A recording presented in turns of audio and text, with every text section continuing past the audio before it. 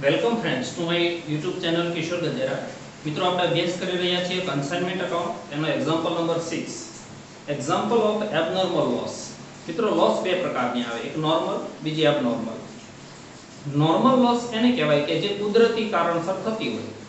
સમજો કે પેટ્રોલ કે ડીઝલ એક જગ્યાએથી બીજી જગ્યાએ લઈ જાઓ અથવા એને ટ્રાન્સફર કરો તો એનો ગુણધર્મ છે કે અમુક પેટ્રોલ ઉડી જાય, એમાં તમે કંઈ ન કરી શકો. કેરી છે કાચી હોય અને પાકે એટલે એનું વજન અમુક ઓછું થાય. મગફળી છે 20 કિલો પીલો એટલે ફળ અને તેલનું વજન કરો તો 19 કિલો જ થાય. તો આને નોર્મલ લોસ કહેવાય. જે એની પ્રક્રિયામાં ફેરફાર થાય એના કારણે બને તો એ કુદરતી હોય છે અને જે થાય એમનો કોઈ કંઈ કરી શકે નહીં, એની કોઈ એન્ટ્રી આવે નહીં. પરંતુ એબનોર્મલ લોસ જે માનવીય ભૂલના કારણે થાય. પેટ્રોલનું ટેન્કર એક વ્યક્તિ લઈને આવે છે અને એનું એક્સિડન્ટ થઈ જાય છે, ચોરી થઈ જાય છે વગેરે, એ એબનોર્મલ લોસ કહેવાય છે. તો એના માટે એન્ટ્રી થાય, એનો ઇન્સ્યોરન્સ લઈ શકાય, એની એન્ટ્રી આવશે. તો એના માટે જોઈએ એક્ઝામ્પલ નંબર 6.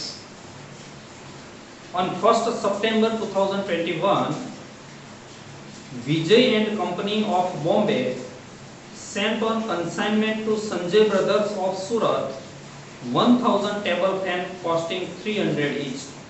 અહીંયા વિજય એન્ડ કંપની છે, એ કન્સાઇનર છે જે 1000 ટેબલ ફેન 300 ની કિંમતના સંજય બ્રધર્સ જે સુરતનો છે એ કન્સાઇનની છે એને વેચવા માટે મોકલે છે. તો એન્ટ્રી થાય consignment to goods sent on consignment, એટલે કન્સાઇનમેન્ટની debit side to goods sent on consignment account into bracket 300 into 1000 in that 3 lakh by consignment account 3 lakh.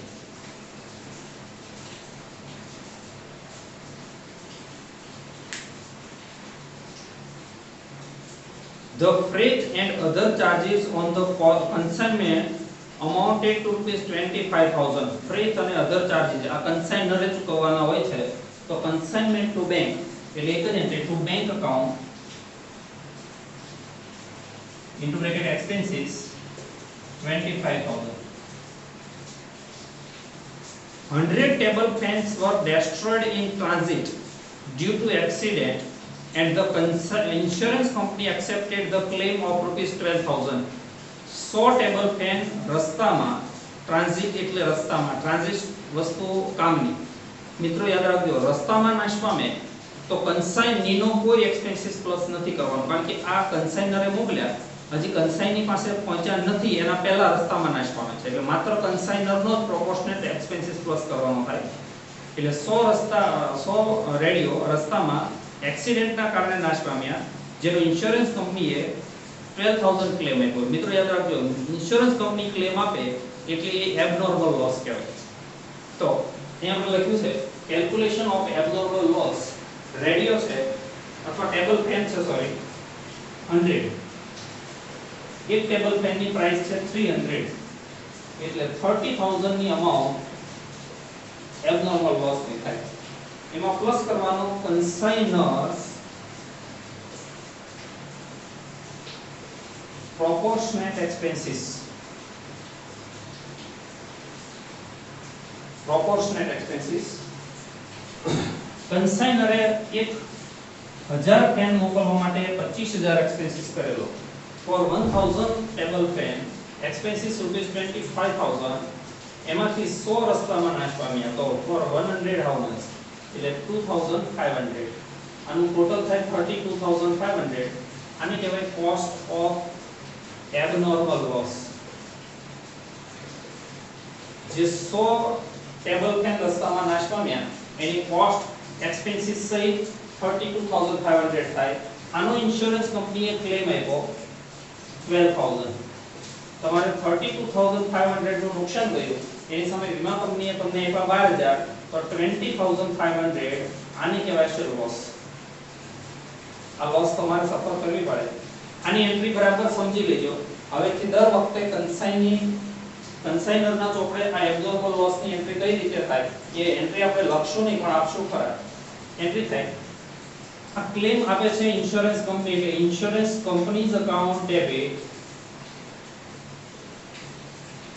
12000 આટલી લોસ થાય છે એટલે profit and loss account debit profit and loss માં જાય 20500 અને આ બંનેની એન્ટ્રી થાય કન્સાઇનમેન્ટ ની ક્રેડિટ સાઈડ તો કન્સાઇનમેન્ટ અકાઉન્ટ 30500 એટલે કન્સાઇનમેન્ટ ની credit side by insurance companies account into bracket claim 12000 by profit and loss account into bracket loss 20500 બસ હવેથી જ્યારે એબનોર્મલ લોસ આવે એટલે લોસ અને ક્લેમ ની એન્ટ્રી ક્રેડિટ સાઈડ આપી દેવાની.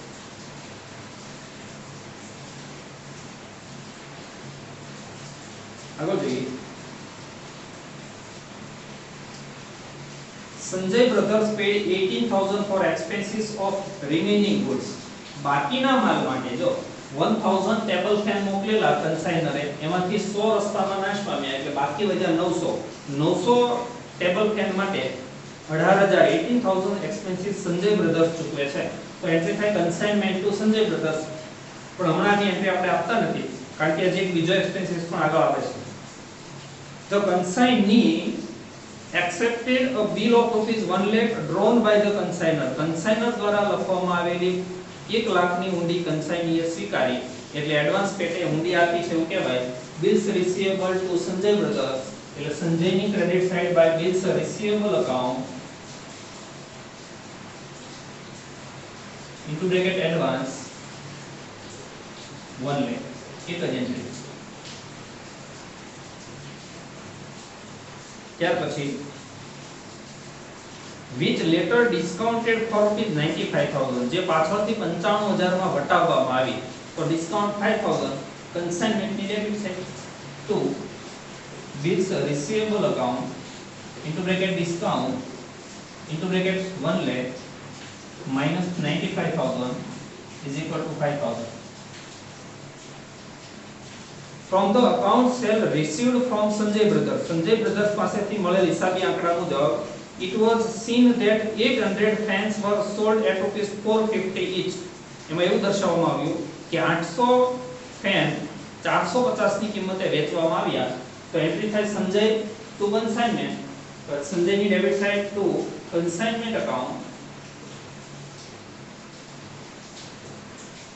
into bracket sales second bracket 800 into 450 total sale is 3,60,000 consignment ની credit side by Sanjay's account into bracket sales 3,60,000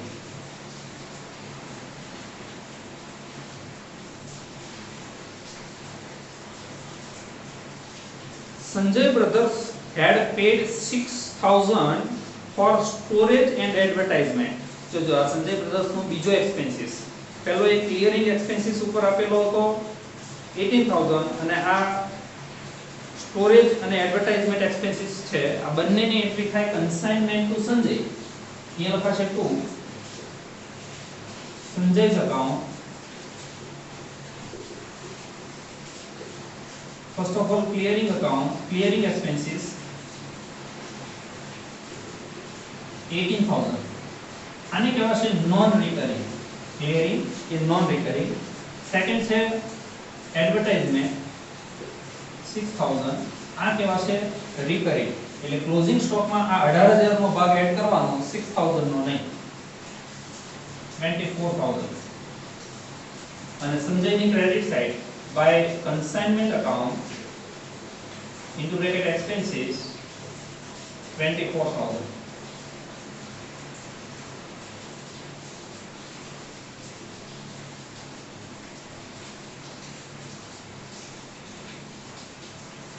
Consignee were entitled to a commission of 5% on sales. Consignee 5% commission લેવા માટે હકદાર છે એટલે consignment to Sanjay એટલે અહીંયા લખાશે two સંજય's account into bracket commission, total sale 3,60,000 એના 5% એટલે 18,000 અને સંજયની credit side by consignment account into bracket commission 18,000.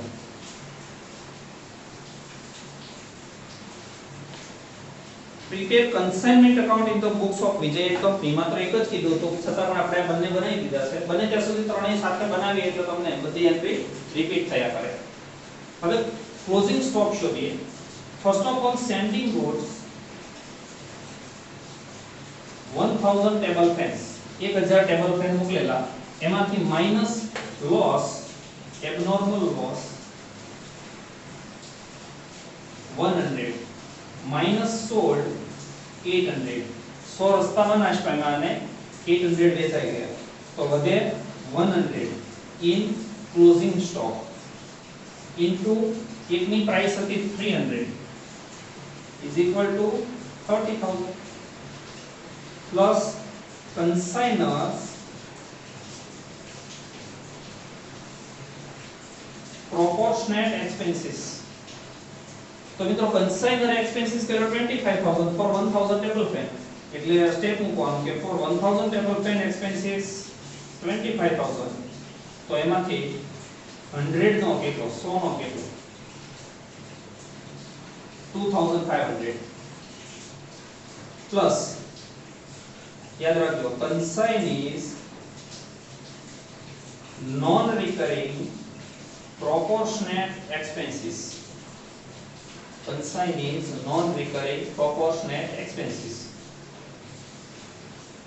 આ વસ્તુ મહત્વની જો સૌથી વધુ ભૂલ કરતા હોય વિદ્યાર્થીઓ તો આ મુદ્દામાં બરાબર સાંભળજો 18,000 એ ક્લિયરિંગ એક્સપેન્સીસ છે બાકીના માલને છોડાવવાનો તો એ નોન રિકરિંગ થયો જ્યારે આ 6000 છે એડવર્ટાઇઝમેન્ટ નો છે એટલે એ રિકરિંગ થયો આ 6000 નો કોઈ ભાગ તમારે ક્લોઝિંગ સ્ટોક માં ઉમેરવાનો નથી પણ 18000 નો ઉમેરવાનો છે બરાબર સાંભળજો 18000 કેટલા ટેબલ ફેન નો એક્સપેન્સીસ છે તો કન્સાઇનરે મોકલેલા 1000 એમાંથી રસ્તામાં 100 નાશ પામ્યા ક્યાં નાશ પામ્યા રસ્તામાં તો કન્સાઇની પાસે પહોંચ્યા કેટલા તો કે 900 એનો આ 18000 એક્સપેન્સીસ છે એટલે અહીંયા તમારે સ્ટેપ 1000 એ નથી મૂકવાનું પણ 900 એ મૂકવાનું છે ફોર 980,000 ફોર 100 કેટલા મિત્રો આ ખાસ ધ્યાનમાં રાખવાનું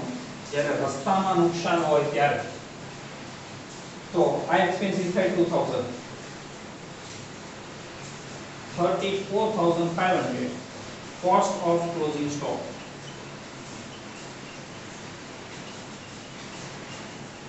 આની બીજી એન્ટ્રી છે કન્સાઇનમેન્ટ ની ક્રેડિટ સાઇડ અહીંયા લખાય બાય કન્સાઇનમેન્ટ સ્ટોક અકાઉન્ટ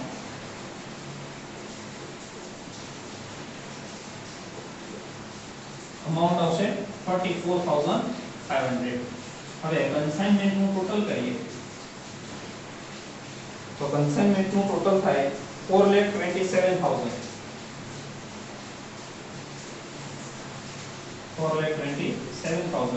અને ડિફરન્સ આવશે 55,000 તો profit and loss account into bracket profit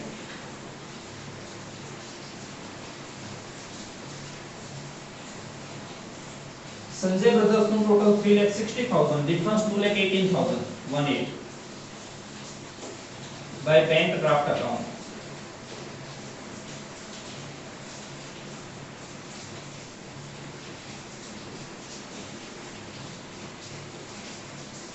અને અહીંયા 3 lakh trading account